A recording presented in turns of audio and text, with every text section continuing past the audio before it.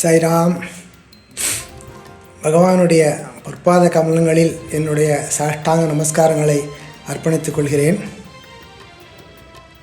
நம்ம சுவாமி எப்போதும் சொல்லுவார், ஜந்தூனாம் நரஜன்ம துர்லபம் அப்படின்னு.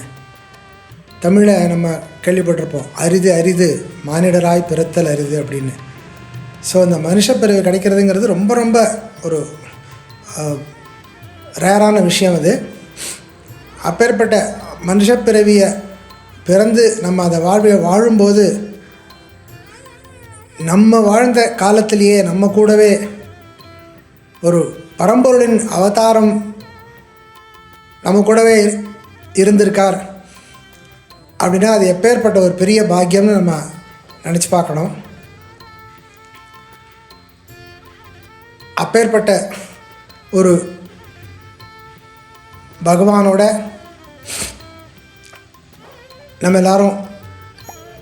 நம்மள பலர் அவரை பார்த்துருக்கோம், அவருடைய பேச்சை கேட்டிருக்கோம், அவரோட பேசியிருக்கோம், அவர் நம்மளோட பேசியிருக்கார்.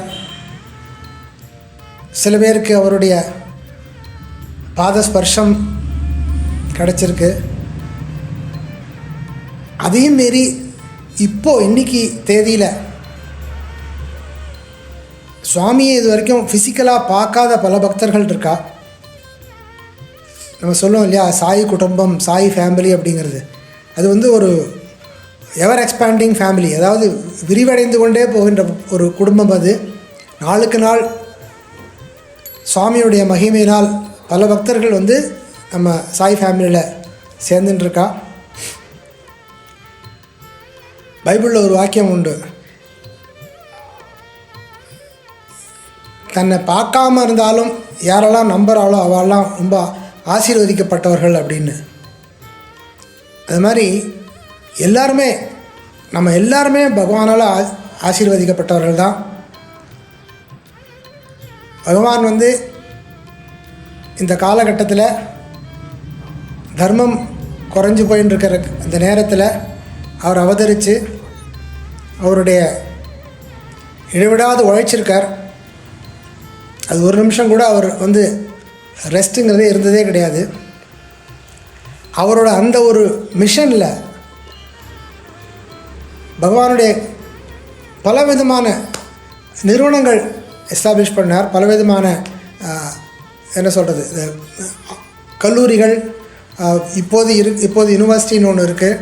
அது மாதிரி 1969 68 முதல்ல இந்த அனந்தபூர் மகளிர் கல்லூரி ஆரம்பித்தார்.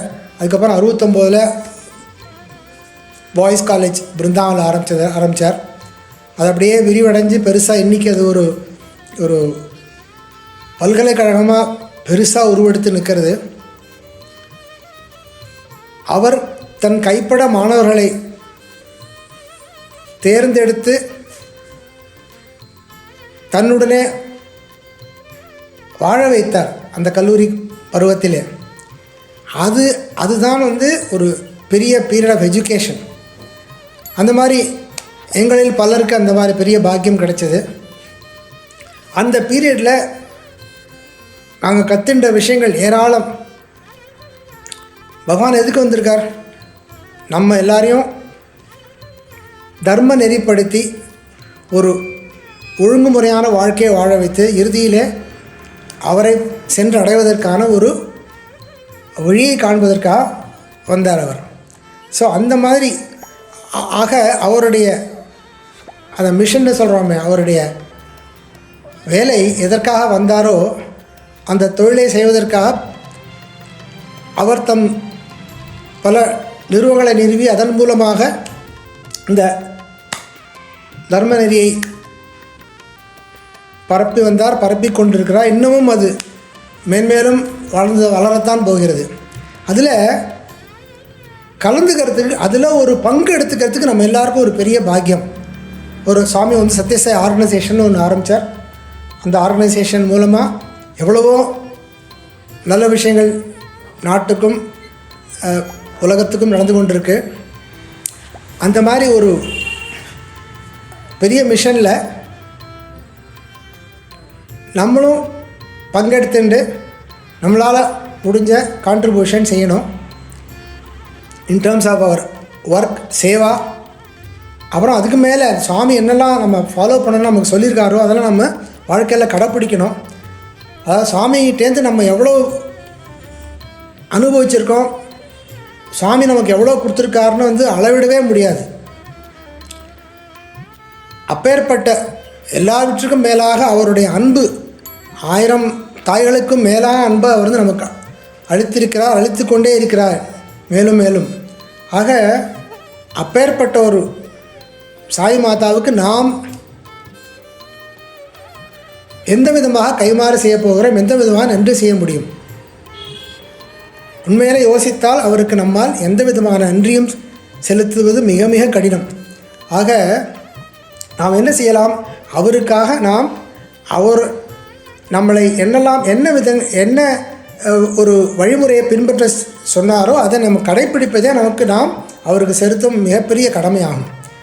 இப்பொழுது தற்சமயம் நாம் இந்த வருஷம் அவருடைய 100வது பிறந்தநாள் விழாவை கொண்டாட இருக்கிறோம். இந்த தருணம் நாம் அனைவரும் உயிரோடு இருப்பதே அவருடைய அனுகிரகம்தான். அப்படிப்பட்ட நிலையிலே நம்மால் எந்த அளவுக்கு ஒரு பார்ட்டிசிபேஷன், பங்கு கொள்ள முடியுமோ, பலவிதமான சேவை ஆப்பர்ச்சுனிட்டிஸில், வாய்ப்புகளில் எவ்வளோ தான் நம்மளால் பங்கு எடுத்துக்க முடியுமோ அவ்வளவு நம்ம எல்லோரும் கண்டிப்பாக பங்கெடுத்துட்டு அந்த வழியில் நம்மளால் முடிஞ்ச ஒரு நன்றி கடனை செலுத்தலாம். இந்த பீரியட் இன்னிலேருந்து நம்ம அந்த 23 நவம்பர் 2025 வரைக்குமே நாம் வந்து ஒரு பெரிய சாதனை பீரியடாக அதை எடுத்துக்கலாம். நம்மளால் தபஸ் மாதிரி நம்ம எடுத்துக்கலாம். நமக்கு 2 விஷயம் இருக்குது. வெளியில் நம்ம பிறருக்கு செய்ய வேண்டிய சேவை, எல்லாரிடத்திலும் பகவான் இருக்கிறார் என்ற அந்த நினைப்பில் நாம் செய்ய வேண்டிய சேவை. அது மட்டுமல்லாது நம்மளுடைய தனிப்பட்ட சாதனை வழிமுறைகள், அதனையும் நாம் விடாமல் பின்பற்றி நாம் அவருக்கு மகிழ்ச்சி அளிக்க வேண்டும். அப்புறம் என்ன சொல்லியிருக்கார்? பிளிஸ் இஸ் மை ஃபுட் அப்படிங்கிற, அதுவும் உங்களுடைய சந்தோஷம்தான், உங்களுடைய ஆனந்தம் தான் என்னுடைய உணவு அப்படின்னு சொல்லியிருக்கார். ஸோ நாம் நிஜமாகவே வந்து பகவானை ப்ளீஸ் பண்ணணும்னு நினச்சோம் அப்படின்னாக்க, பகவானுக்கு ஒரு நன்றி செலுத்தணும் அப்படின்னு நினச்சோன்னாக்கா அவர் சொன்ன வழி நம்ம பின்பற்றி நம்மளால் முடிஞ்ச அளவுக்கு பார்ட்டிசிபேட் பண்ணி நம்மளையும் நம்ம உத்தரிச்சுக்கணும். நம்மளோட ஆன்மீக பாதையில் நம்ம முன்னேறணும். ஆக பகவானுடன் கூட நாங்கள் இருந்தோம். அந்த இருந்த சமயத்தில் நாங்கள் பல விஷயங்களை கற்றுக்கொண்டோம். இந்த சமயத்தில் அதாவது வெறி சாதாரண விஷயங்கள்லேருந்து பெரிய விஷயங்கள் வரைக்கும் நாங்கள் சுவாமி அவருடைய வாழ்க்கை மூலமாக எங்களுக்கு கற்றுக் கொடுத்தார். ஒரு சின்ன உதாரணம் சொல்கிறேன். சாதாரண விஷயம், ரொம்ப சின்ன விஷயம். சுவாமி வந்து எங்களுடன் உணவு உண்பதற்கு, எங்களுடன் சேர்ந்து உணவு உட்கொள்வதற்கு வருவார். ஒரு dining session, dinner session arrange பண்ணுவோம்.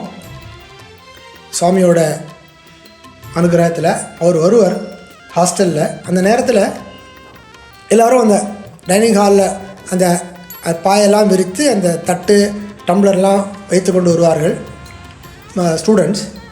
அப்போது அவர் கவனித்து கொண்டே இருப்பார் அங்கே நின்று கொண்டு. அப்போ என்ன பண்ணுவார்னா, யாராவது ஒரு மாணவர் அது ஒரு டம்ளரை சத்தமாக கீழே வைத்து விட்டால் உடனே அவருக்கு ஏய் அப்படின்னு அவரை பார்த்து சுவாமி சொல்வார்,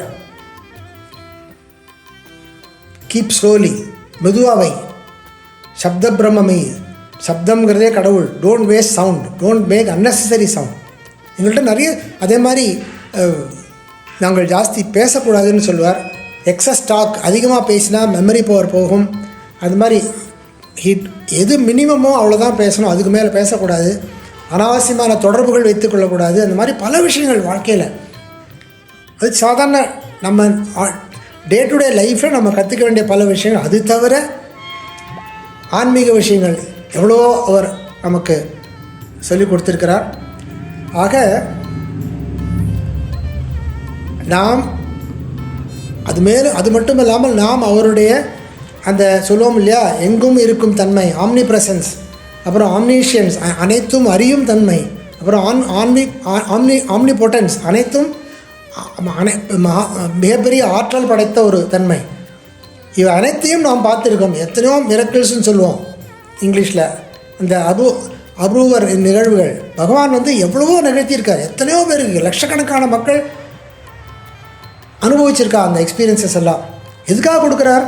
பர்பஸ் வந்து அதன் மூலமாக நாம் அவர் அருகில் ஈர்க்கப்பட்டு அதுக்கப்புறம் அவர் சொன்ன வழியை பின்பற்றுவதற்காக சாமி செய்யும் ஒரு சிறிய விளையாட்டு.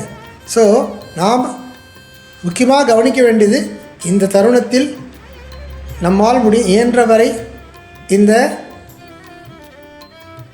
நூற்றாண்டு விழாவிலே பங்கேற்பதற்கான முயற்சிகளை எடுத்துக்கொண்டு அது சம்பந்தமாக நடைபெறும் பல நிகழ்ச்சிகள், சேவை நிகழ்ச்சிகள், ஆன்மீக நாமஸ்மரணை, அந்த மாதிரி பல விஷயங்கள் எல்லாத்துலேயுமே நம்ம பங்கு கொண்டு நம்மை உய்வித்து கொள்ள வேண்டும் என்று நான் வேண்டிக் கொள்கிறேன்.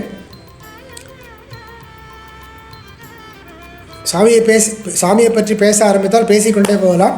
ஆகவே இத்துடன் நான் இந்த உரையை முடித்துக்கொள்கிறேன். அனைவருக்கும் என்னுடைய வணக்கங்கள். ஜெய் சாய்ராம்.